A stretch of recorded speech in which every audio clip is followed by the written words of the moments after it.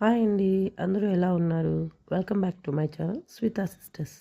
ఈ వింటర్ సీజన్‌లో cold, cough లేని ఇండ్లంటూ ఉండనే ఉండదు కదండీ!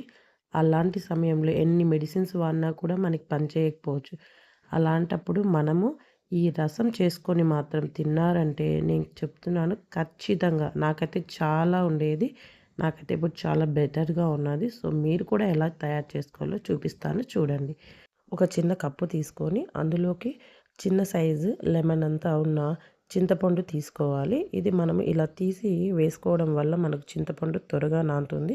అదేవిధంగా మనకు టైం లేనప్పుడు హాట్ వాటర్ పోసుకుంటే చింతపండు ఇంకా మరీ త్వరగా నానుతుంది. గుజ్జు త్వరగా వస్తుంది. టైం ఉంటే మాత్రం మీరు చల్లనీళ్ళతో నానపెట్టుకొని పక్కన పెట్టుకోవచ్చు. ఇందులోకి ఒక మెయిన్ ఇంగ్రీడియంట్ అయితే ఉండాదండి. సో, అది ఎలా చేసుకోవాలని చూపిస్తాను. ఒక చిన్న రోల్ తీసుకోండి, లేదంటే మిక్సీ జార్‌లో అయినా వేసుకోవచ్చు. ఒక స్పూన్ జీలకర్ర, ఒక స్పూన్ మిరియాలు వేసుకొని కాస్త కచ్చా పచ్చాగా అయ్యేలాగా దంచుకోవాలి. దానికి తర్వాత ఇందులోకి ఒక 10 వెల్లుల్లి రెమ్మలు కూడా వేసుకొని కచ్చా పచ్చాగా దంచుకోవాలి. ఇవన్నీ ఒకసారి వేస్తే నలగవండి. అందుకోసమే ఒక్కొక్కటిగా వేస్తున్నాను. వెల్లుల్లి రెమ్మలు దంచుకున్న తర్వాత ఒక గుప్పెడు కొత్తిమీర మనము అందులో స్టిక్స్ అంటే కొమ్మలు పడేస్తాం కదా! పడేయకండి. వాటిని కూడా వేసుకొని దంచుకుంటేనే వాటిలో ఉన్న సారం అంతా రసంలోకొస్తుంది. ఈ విధంగా మనం దంచి పక్కన పెట్టుకోవాలి. ఇప్పుడైతే 2 లేక 3 టొమాటోల్ని ఈ విధంగా చిన్నదిగా కట్ చేసుకోవాలి. కట్ చేసుకొని పక్కన పెట్టుకున్నాము.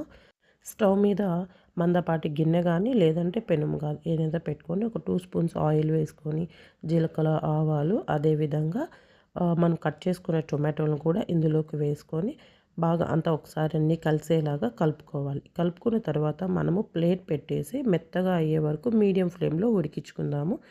ఒక 10 నిమిషాలు ఉడికితే సరిపోతుందండి. 10 నిమిషాల తర్వాత చూస్తే మెత్తగా అయిందో లేదో చూసుకోవాలి.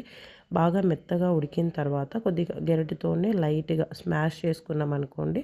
సో, మనకి ఇక్కడే మెత్తగా అయిపోతది. సో, మళ్ళా మెదిపే పని లేదంటే చేతులతో పిసికే పని ఉండదు. సో, గెరటితోని ఈ విధంగా కలిపేసుకున్న తర్వాత మనము ఇందాక దంచి పెట్టుకున్నాం కదా! సో, ఆ మిశ్రమాన్ని మొత్తం ఇందులోకి వేసేసి ఒక 2 మినిట్స్ ఈ టొమాటోలోనే బాగా కలిసేలాగా కలుపుకోవాలి. కలుపుకున్న తర్వాత ఒక అర స్పూను పసుపు, అదేవిధంగా 2 రెమ్మల కరివేపాకు కూడా వేసుకొని జస్ట్ ఒక 1 మినిట్ వేయించుకుంటే సరిపోతుంది. చింతపండు గుజ్జు తీసుకొని, ఆ గుజ్జుని మొత్తం ఇందులోకి వేసుకొని, అది కూడా బాగా కలిసేలాగా కలుపుకోవాలి. అదేవిధంగా తగినంత సాల్ట్ కూడా వేసుకోండి. ఆ క్లిప్పింగ్ అయితే ఇందులో మిస్ అయింది.